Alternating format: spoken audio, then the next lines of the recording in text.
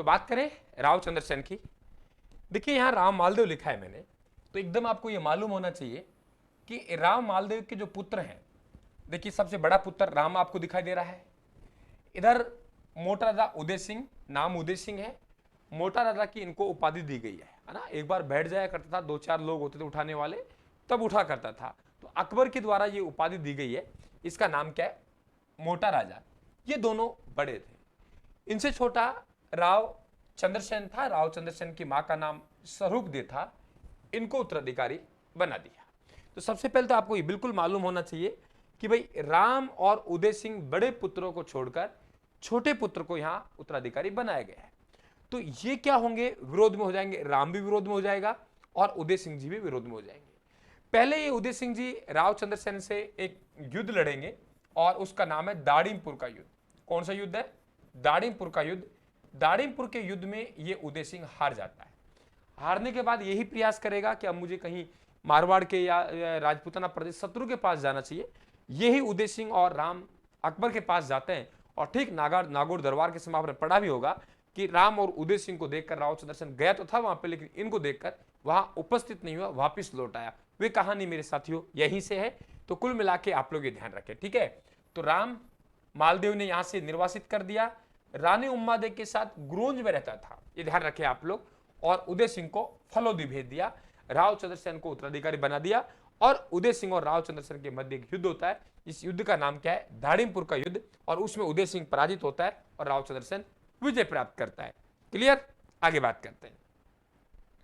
Background जानना है किसी विषय वस्तु को आगे बढ़ने से पहले। अब देखिए यहां मैंने क्या किया है, यदि आप इसको गौर से देखेंगे नोट्सों को, तो आप एक चीज देख रहे हो, नोट्स जो मैंने बनाते समय इसे बहुत अच्छी तरीके से कवर किया है।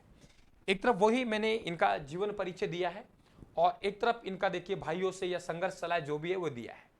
अलग अलग पार्ट में पकड़ा है मैंने यहाँ पे, ताकि विद्यार्थी एकदम कंफ्यूज ना हो।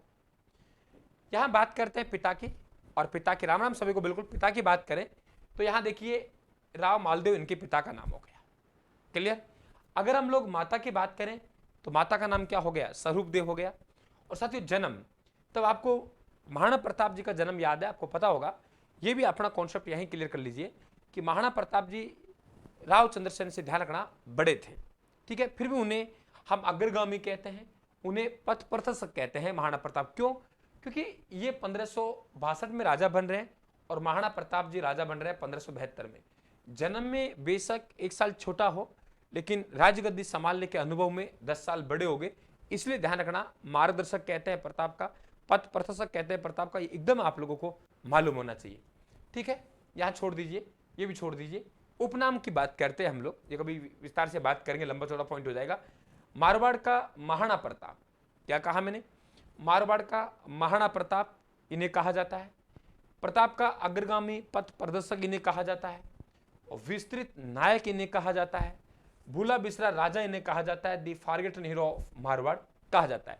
ये कॉन्सेप्ट क्लियर कर लेना कि जन्म में 1 साल छोटे थे कौन? राव चंद्रसेन जी, लेकिन राजगद्दी संभालने के अनुभव में 10 साल एडवांस में थे।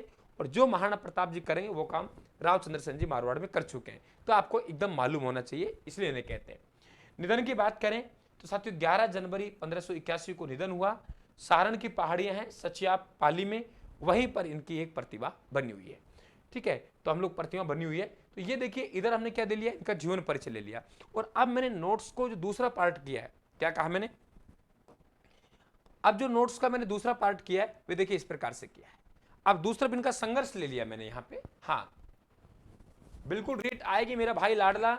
रीट आई, आके हमारे सामने से निकल गई, और अभी भी रीट हम आएगी और हमारे सामने से निकल जाएगी, है ना। बात ये है कि हम उसका लाभ उठा पाते नहीं उठा पाते, ये इंपॉर्टेंट बात है। हमेशा अपने सिलेबस तरफ देखो, हम सिलेबस कब कवर कर लेंगे, कोई कमजोरी रह गई उन्हें दूर कीजिए आप लोग। आप ये इंतजार मत कीजिए रीट कब आएगी, आएगी हो तो और चले जाएगी, और कोई उसको 7 फेरा खा के लेके भी चले जाएगा, केवल हम देखते रह जाएंगे विद्यार्थियों। इसलिए इसको प्राप्त करने की कोशिश करो, वो तो आएगी, एक दिन पक्का आएगी, तय है, ध्यान रखना चीज का। भाइयों से संघर्ष, मैंने कहा ना आप लोगों को, ज्येष्ठ भ्राता राम और उदय सिंह थे जो इनसे नाराज हो गए। दूसरा पॉइंट, लोहावट का युद्ध में उदय सिंह पराजित हुआ। सॉरी, मैं माफी चाहूंगा वहां पे आप लोगों को, मैंने एक दाड़ीमपुर का युद्ध करवाया, मैं सुधार चाहूंगा आप लोगों से। दाड़ीमपुर का युद्ध नहीं है, वह लोहावट का युद्ध है। दाड़िमपुर का युद्ध जो हुआ था वह भी दो भाइयों के मध्य हुआ था, वे हुआ था उदा और इनके भाई रायमल। तो माफी चाहूंगा मैं आप लोगों से कि उदा और रायमल के मध्य दाड़िमपुर का युद्ध हुआ था, जिसमें रायमल विजय प्राप्त किया। यहां लोहावट का युद्ध है। तो पिछले मैंने आप लोगों को थोड़ी देर पहले ही बताया कि दाड़िमपुर का युद्ध हुआ, नहीं, दाड़िमपुर का युद्ध ये उदा और रायमल के मध्य हुआ था, जिसमें वो उदा कौन सा पितृहन था, वे पराजित हो गया था। तो ये मैं अपने आप में सुधार चाहता हूं, ठीक है। लोहावट के युद्ध की बात करें तो उदय सिंह इसमें क्या हुआ, पराजित हुआ। राम और उदय सिंह दोनों अकबर की शरण में चले गए, ठीक है। इसके बाद 1570 में नागौर दरबार का आयोजन हुआ, और मैंने आपको बताया था इस बात को कि ये गए जरूर थे वहां पे, लेकिन अपने भाइयों को देखकर वहां उपस्थित नहीं हुए। और इससे कहीं न कहीं अकबर नाराज होता है और अकबर एक एक करके अटैक करता है रावचंद्र सेन। रावचंद्र सेन पहले मारवाड़ छोड़ेगा, गद्दी छोड़, फिर हम लोग कहेंगे आप लोगों को कहाँ जाएगा, वो भद्रजुंड जाएगा, फिर सिवाना जाएगा। इस तरीके से आप लोगों को पूरा ध्यान रखना है, ठीक है भाई। आगे बात करें, यहां देखिए कि 1570 के नागौर दरबार की भूमिका हमने देख ली कि वहां सर ये भूमिका बनती है, गए जरूर थे लेकिन वहां पे अपनी उपस्थिति नहीं दी। तो मतलब अधीनता स्वीकार नहीं की, ना ही कोई संधि की। अकबर ने हुसैन कुली खां के नेतृत्व में सेना भेजी। तो रावचंद्र सेन कहां चले गए, भादरजुंड चले गए। अब भाई रुकने वाला थोड़ी है। अब 1572 में बीकानेर के राय सिंह को जोधपुर का प्रशासन नियुक्त कर दिया, ठीक है, क्योंकि ये यहां से चले गए तो प्रशासन नियुक्त किया। अकबर ने सूबेदार खान कला के नेतृत्व में भादरजुंड पर अटैक कर दिया। भाई यहां किया तो भादरजुंड चले गए। और अब किसके नेतृत्व में, सूबेदार, एकदम आप लोगों के साथ न्यू फैक्ट है आपके लिए, सूबेदार खान कला के नेतृत्व में कहां चले गया, भादरजुंड पर आक्रमण किया। तो फिर रावचंद्र सिवाना चले गया। और अंत में 1575 में जलाल खां के नेतृत्व में, देखो 3 नाम आए, कितना इंपॉर्टेंट बात है साथियों आप लोगों के। हुसैन कुली खां के नेतृत्व में आक्रमण किया तो भादरजुंड चले गए, सूबेदार खान कला के नेतृत्व में आक्रमण किया तो सिवाना चले गए, और जलाल खां के नेतृत्व में आक्रमण किया तो सिवाना पर भेजी। ध्यान रखना, खाद्यान्न सामग्री वगैरह सब रोक दी। तो यहाँ 1575 में संकटकालीन राजधानी, जिस तरह हम मेवाड़ की संकटकालीन राजधानी चाउंड कहते हैं, ठीक उसी प्रकार से मित्रों ध्यान रखना मारवाड़ की संकटकालीन राजधानी हम किसको कहते हैं, ध्यान रखना आप लोग सिवाना कहते हैं, ठीक है। अंत में रावचंद्र सेन जी की स्थिति, आर्थिक स्थिति कमजोर हो गई। महाराणा प्रताप साहब की भी हुई थी, लेकिन महाराणा प्रताप जी को तो साथियों भामाशाह मिल गया, कुछ आर्थिक दान मिला, सहयोग मिला, तो उससे अपनी सैनिक शक्ति को और मजबूत किया।